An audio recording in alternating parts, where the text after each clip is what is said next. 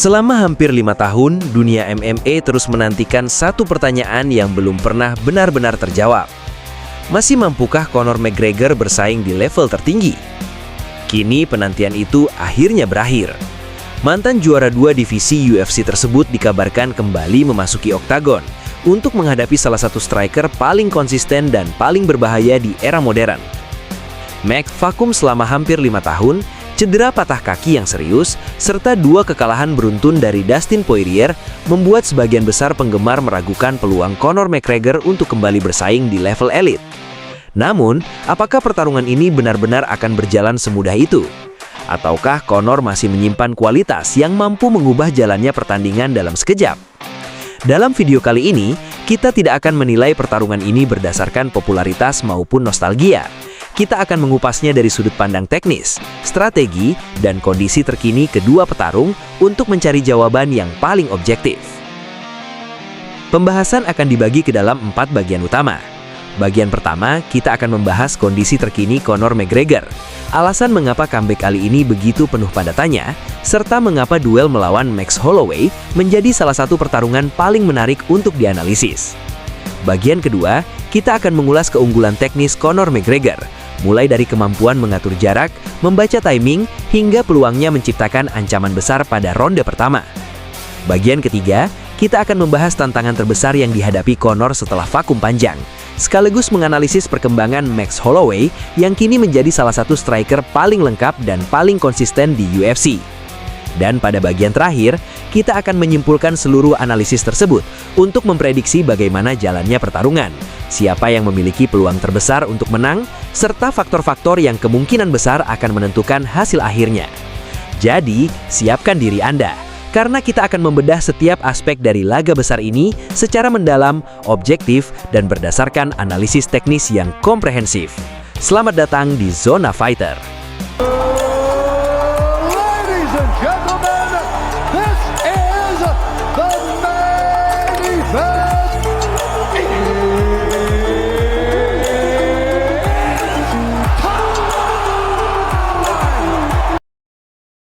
Bagian pertama, analisis awal kembalinya Conor McGregor. Sebelum membahas prediksi hasil pertarungan, ada satu hal yang perlu dipahami. Kembalinya Conor McGregor menjadi salah satu momen paling dinantikan dalam dunia MMA. Sebagian orang meyakini ia telah melewati masa terbaiknya dan tidak lagi mampu bersaing di level elit. Sementara banyak pula yang menjagokan Max Holloway sebagai pemenang. Penilaian tersebut memang masuk akal, tetapi menganggap pertarungan ini akan berjalan mudah bagi Holloway juga merupakan kesimpulan yang terlalu sederhana. Conor yang kembali kali ini jelas berbeda dengan versi sedekade lalu.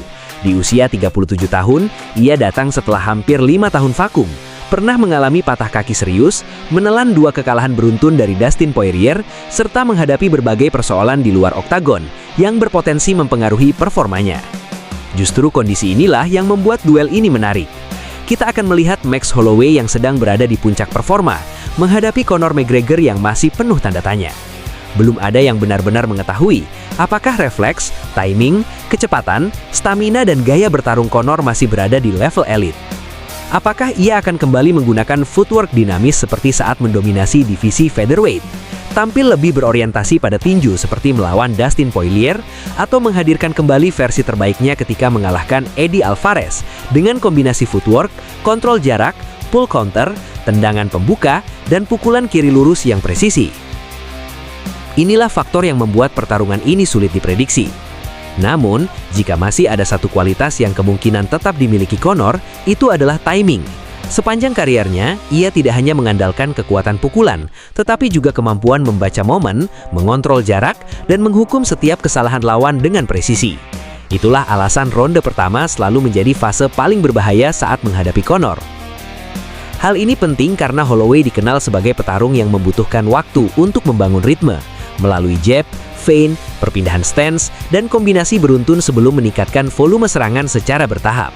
Karena itu, daya tarik utama pertarungan ini bukan karena Conor diperkirakan kembali ke masa kejayaannya, melainkan karena meski performanya telah menurun, ia masih berpotensi membuat Holloway berada dalam situasi berbahaya pada 5 menit pertama, melalui pukulan kiri, pull counter, tendangan, dan kontrol jaraknya. Namun apabila ancaman tersebut gagal menghasilkan penyelesaian cepat, arah pertarungan diperkirakan berubah. Semakin lama laga berlangsung, semakin besar peluang Holloway mengambil alih melalui tekanan konstan, volume pukulan tinggi, dan stamina luar biasa. Pada akhirnya, pertarungan ini kemungkinan ditentukan oleh satu pertanyaan. Seberapa berbahayakah Conor McGregor pada 5 menit pertama? Jika Holloway mampu bertahan, tetap disiplin dan membawa laga memasuki ronde kedua hingga ketiga, momentum diperkirakan akan beralih sepenuhnya kepadanya. Bagian 2. Keunggulan Conor McGregor dan peluang di awal pertarungan. Sebelum menyimpulkan bahwa Conor McGregor sudah tidak memiliki peluang, kita perlu memahami apa yang membuatnya menjadi salah satu striker paling berbahaya dalam sejarah UFC. Keunggulannya bukan hanya terletak pada kekuatan pukulan, tetapi kemampuan membaca ritme, menguasai jarak, dan menghukum setiap kesalahan lawan dengan presisi tinggi. Conor ahli memancing reaksi lawan melalui feint, tekanan dari luar jangkauan, dan serangan pembuka. Saat lawan terpancing menyerang, ia menarik tubuh keluar dari garis serangan sebelum melepaskan pukulan kiri lurus yang menjadi senjata utamanya. Kemampuan ini terlihat jelas saat mengalahkan Jose Aldo dalam 13 detik. Kemenangan tersebut bukan kebetulan, melainkan hasil dari kemampuan Conor memancing Aldo melakukan kesalahan lalu menghukumnya dengan counter yang perfect. Conor tidak membutuhkan kesalahan besar. Satu langkah yang terlambat atau satu pukulan yang meleset sudah cukup baginya untuk menciptakan peluang. Karakter tersebut sangat relevan saat menghadapi Holloway yang dikenal membutuhkan waktu untuk membangun ritme melalui jab, feint, perpindahan stance, dan kombinasi beruntun. Karena itu, peluang terbaik Conor adalah mengganggu proses tersebut sejak awal. Saya yakin Conor masih mampu melandarkan beberapa serangan bersih pada ronde pertama. Ia mungkin tidak langsung menyelesaikan pertarungan, tetapi pukulan kiri dan counter miliknya masih cukup untuk mengingatkan semua orang bahwa kualitas strikingnya belum sepenuhnya hilang. Hal serupa terlihat saat menghadapi Dustin Poirier. Conor tetap mampu menciptakan ancaman pada awal laga, sebelum tekanan, tempo tinggi dan serangan ke kaki mengubah arah pertarungan. Disinilah perbedaannya. Saya masih percaya pada kualitas Conor pada 5 menit pertama. Namun pertanyaan terbesar adalah apakah ia mampu mempertahankan efektivitas tersebut selama 5 ronde. Versi Conor yang mengalahkan Holloway lebih dari 10 tahun lalu merupakan petarung yang lebih muda, lebih cepat dan berada di puncak performa. Kini ia harus membuktikan bahwa dirinya masih cukup kompetitif di level tertinggi. Karena itu ronde pertama menjadi fase paling menentukan. Jika Conor ingin menang, ia harus menciptakan kerusakan sejak awal. Namun apabila Holloway mampu bertahan dan membawa laga memasuki ronde kedua hingga ketiga, tekanan, stamina dan volume serangannya diperkirakan akan mulai mendominasi. Bagian 3. Tantangan terbesar Conor dan ancaman Max Holloway. Disinilah analisis mulai berubah. Ancaman Conor pada ronde pertama memang nyata, tetapi sebagian besar didasarkan pada kualitas yang pernah dimilikinya di masa kejayaan. Kini situasinya berbeda.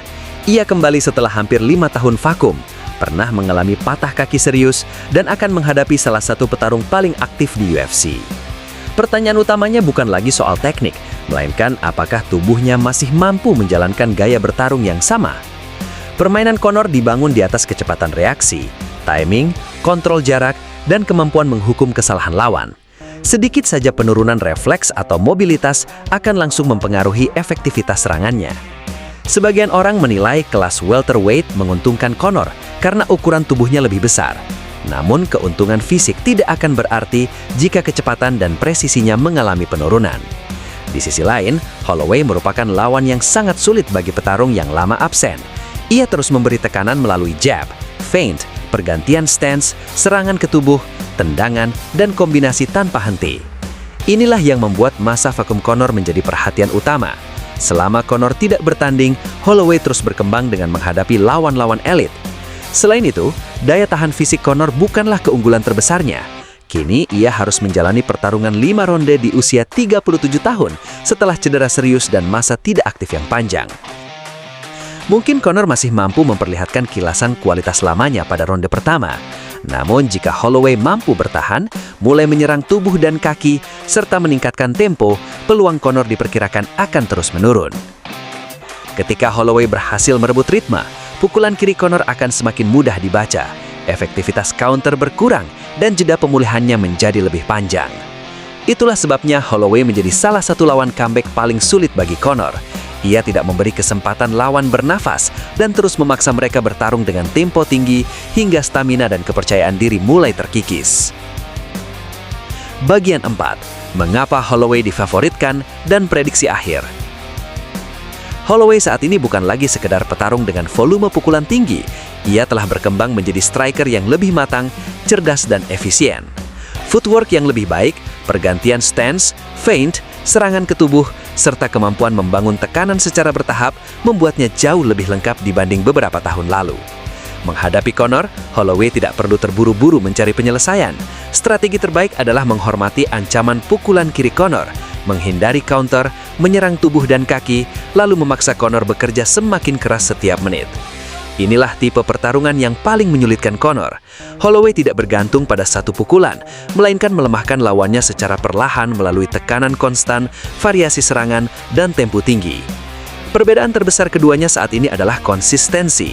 Conor masih mampu menciptakan momen berbahaya pada awal laga, sedangkan Holloway telah berulang kali membuktikan kemampuannya bertahan, beradaptasi, dan mengambil alih jalannya pertarungan. Memang, daya tahan pukulan Holloway tidak lagi sekuat dulu. Ia pernah terluka saat menghadapi Justin Gaethje, Dustin Poirier, maupun Ilia Topuria.